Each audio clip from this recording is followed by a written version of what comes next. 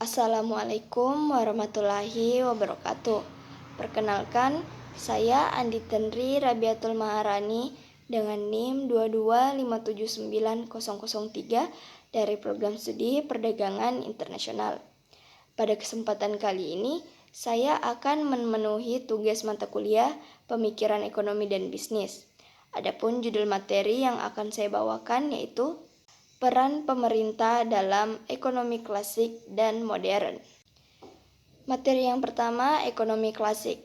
Definisi ekonomi klasik merujuk pada pendekatan dalam ilmu ekonomi yang berkembang pada abad ke-18 dan ke-19, dipelopori oleh para ekonom klasik seperti Adam Smith, David Ricardo, dan John Stuart Mill.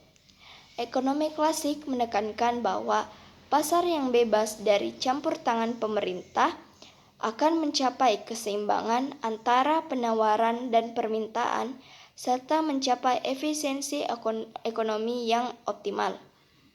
Adapun prinsip-prinsip dasar ekonomi klasik yang pertama yaitu kebebasan pasar, kedua persaingan bebas, dan yang ketiga keseimbangan pasar. Kebebasan pasar, ekonomi klasik mengadvokasi kebebasan individu dalam berdagang dan berproduksi tanpa campur tangan pemerintah yang signifikan. Yang kedua, persaingan bebas. Para ekonom klasik percaya bahwa persaingan bebas antara produsen akan mengarah pada efisiensi ekonomi, inovasi, dan harga yang adil bagi konsumen. Yang terakhir yaitu keseimbangan pasar. Mekanisme pasar yang bebas dianggap dapat mencapai keseimbangan antara penawaran dan permintaan, sehingga menciptakan alokasi sumber daya yang efisien. Selanjutnya yaitu peran pemerintah dalam ekonomi klasik. Peran pemerintah dalam ekonomi klasik sangatlah terbatas.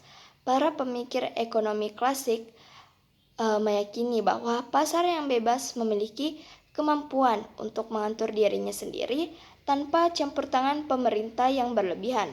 Meskipun begitu, pemerintah masih memiliki beberapa fungsi yang dianggap penting dalam mendukung stabilitas ekonomi dan pertumbuhan jangka panjang. Perannya yaitu yang pertama, menjaga stabilitas ekonomi dengan kebijakan moneter yang konservatif. Kedua, memastikan kebebasan pasar tanpa campur tangan yang berlebihan. Dan yang ketiga yaitu mendorong inovasi dan pertumbuhan ekonomi melalui regulasi yang minim. Menjaga stabilitas ekonomi dengan kebijakan moneter yang konservatif. Pemerintah dianggap memiliki tanggung jawab untuk menjaga stabilitas nilai mata uang dan mengendalikan inflasi. Dalam ekonomi klasik, kebijakan moneter yang konservatif merupakan salah satu cara untuk mencapai stabilitas ekonomi. Hal ini biasanya dilakukan melalui pengaturan jumlah uang beredar dan tingkat suku bunga dengan tujuan menghindari fluktuasi nilai mata uang yang berlebihan atau inflasi yang tinggi. Yang kedua itu memastikan kebebasan pasar tanpa campur tangan yang berlebihan. Ekonomi klasik meyakini bahwa pasar yang bebas dapat mencapai keseimbangan antara penawaran dan permintaan secara alami. Oleh karena itu, pemerintah seharusnya tidak melakukan campur tangan yang berlebihan dalam kegiatan ekonomi. Hal ini berarti bahwa pemerintah seharusnya tidak menetapkan harga atau mengatur produksi secara langsung. Dalam konsep ini, pasar dianggap memiliki mekanisme sendiri untuk menyesuaikan harga dan alokasi sumber daya berdasarkan kebutuhan dan preferensi konsumen. Dan yang terakhir yaitu mendorong inovasi dan pertumbuhan ekonomi melalui registrasi yang minim. Pemerintah dalam ekonomi klasik dianggap harus menciptakan lingkungan yang kondusif untuk pertumbuhan ekonomi jangka panjang tanpa campur tangan yang berlebihan.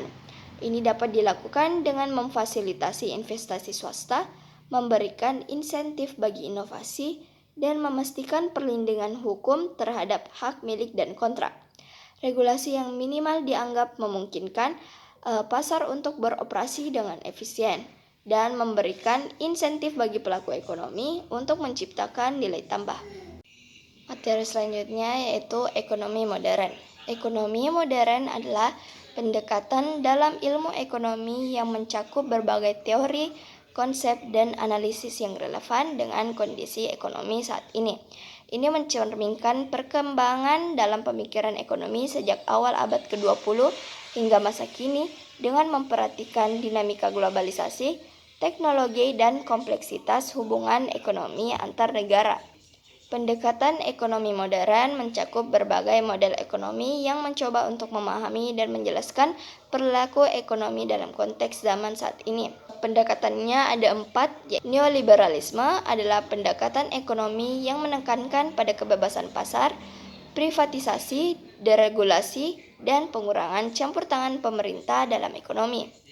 Neoliberalisme menganggap bahwa pasar yang bebas dan bersaing akan mencapai efisiensi ekonomi yang optimal dan pertumbuhan ekonomi yang berkelanjutan.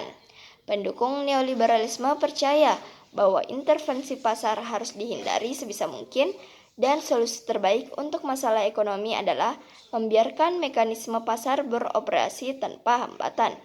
Yang kedua, Keynesianisme adalah pendekatan ekonomi yang didasarkan pada teori John Maynard Keynes yang menekankan pentingnya intervensi pemerintah dalam mengatasi ketidakstabilan ekonomi dan pengangguran. Menurut Keynesianisme, pemerintah memiliki peran penting dalam merespon gangguan ekonomi melalui kebijakan fiskal seperti pengeluaran publik dan pajak, dan kebijakan moneter seperti pengaturan tingkat suku bunga. Keynesianisme juga menekankan pentingnya permintaan agregat dalam menentukan tingkat output dan pendapatan dalam perekonomian. Yang ketiga itu ekonomi institusional. Ekonomi institusional adalah pendekatan ekonomi yang menekankan peran institusi, aturan, dan struktur sosial dalam membentuk perilaku ekonomi dan hasil ekonomi. Pendekatan ini memperhatikan bagaimana lembaga-lembaga ekonomi seperti hak milik, kontrak, dan regulasi mempengaruhi interaksi antara individu, perusahaan, dan pemerintah dalam sistem ekonomi. Ekonomi institusional mengakui kompleksitas struktur sosial dan politik dalam membentuk perilaku ekonomi serta pentingnya regulasi untuk melindungi kepentingan publik. 4 itu perlindungan lingkungan dan pembangunan berkelanjutan. Pendekatan ini menekankan pentingnya perlindungan lingkungan dan pembangunan ekonomi yang berkelanjutan. Ini mencakup pengakuan bahwa aktivitas ekonomi harus dilakukan secara bertanggung jawab untuk meminimalkan dampak negatifnya terhadap lingkungan alam serta memastikan keberlanjutan sumber daya alam untuk generasi mendatang. Selanjutnya, peran pemerintah dalam ekonomi modern. Peran pemerintah dalam ekonomi modern melibatkan berbagai fungsi yang dirancang untuk mencapai tujuan ekonomi dan sosial yang berkelanjutan. Ada 3 aspek utama peran pemerintah dalam ekonomi modern. Yang pertama, regulasi untuk melindungi konsumen dan lingkungan. Yang kedua, intervensi dalam pasar untuk mengurangi ketidaksetaraan dan ketidakstabilan ekonomi. Yang ketiga, investasi dalam infrastruktur dan pendidikan untuk meningkatkan daya saing global. Regulasi untuk melindungi konsumen dan lingkungan. Pemerintah memiliki tanggung jawab untuk mengatur aktivitas ekonomi guna melindungi kepentingan konsumen dan menjaga keberlanjutan lingkungan. Regulasi ini mencakup berbagai kebijakan yang dirancang untuk memastikan bahwa produk dan layanan yang ditawarkan oleh perusahaan memenuhi standar keselamatan dan kualitas yang ditetapkan.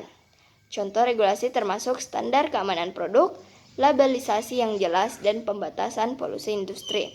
Melalui regulasi lingkungan, pemerintah berusaha untuk mengendalikan dampak negatif aktivitas ekonomi terhadap lingkungan alam, seperti pengangguran emisi gas rumah kaca dan pelestarian habitat alami. Yang kedua, intervensi dalam pasar untuk mengurangi ketidaksetaraan dan ketidakstabilan ekonomi. Pemerintah dapat melakukan intervensi dalam pasar untuk mengurangi ketidaksetaraan pendapatan dan mengatasi ketidakstabilan ekonomi. Ini bisa dilakukan melalui berbagai kebijakan ekonomi, seperti redistribusi pendapatan melalui sistem pajak yang progresif, program bantuan sosial, dan subsidi untuk kelompok rentan. Selain itu, pemerintah juga dapat mengadopsi kebijakan fiskal dan moneter untuk mengatur siklus bisnis dan menjaga stabilitas makroekonomi. seperti stimulus ekonomi saat masa resesi atau pengetatan kebijakan saat periode inflasi. Dan yang terakhir yaitu investasi dalam infrastruktur dan pendidikan untuk meningkatkan daya saing global. Pemerintah memiliki peran penting dalam menginvestasikan sumber daya dalam pembangunan infrastruktur yang diperlukan untuk mendukung pertumbuhan ekonomi jangka panjang. Investasi ini termasuk pembangunan jaringan transportasi, energi telekomunikasi, dan lainnya yang mendukung aktivitas ekonomi. Selain itu, investasi dalam pendidikan dan pelatihan tenaga kerja juga penting untuk meningkatkan keterampilan dan produktivitas tenaga kerja, sehingga meningkatkan daya saing ekonomi. Dalam skala global, pemerintah dapat memberikan insentif dan dukungan untuk sektor pendidikan dan pelatihan, serta memastikan akses yang adil terhadap pendidikan bagi semua lapisan masyarakat. Yang terakhir yaitu tantangan dalam ekonomi klasik dan modern.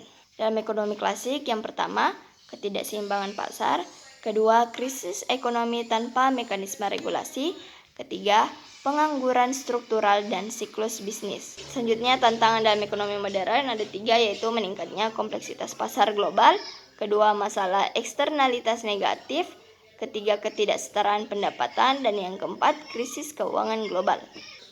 Baik, hanya itu yang dapat saya sampaikan. Wassalamualaikum warahmatullahi wabarakatuh.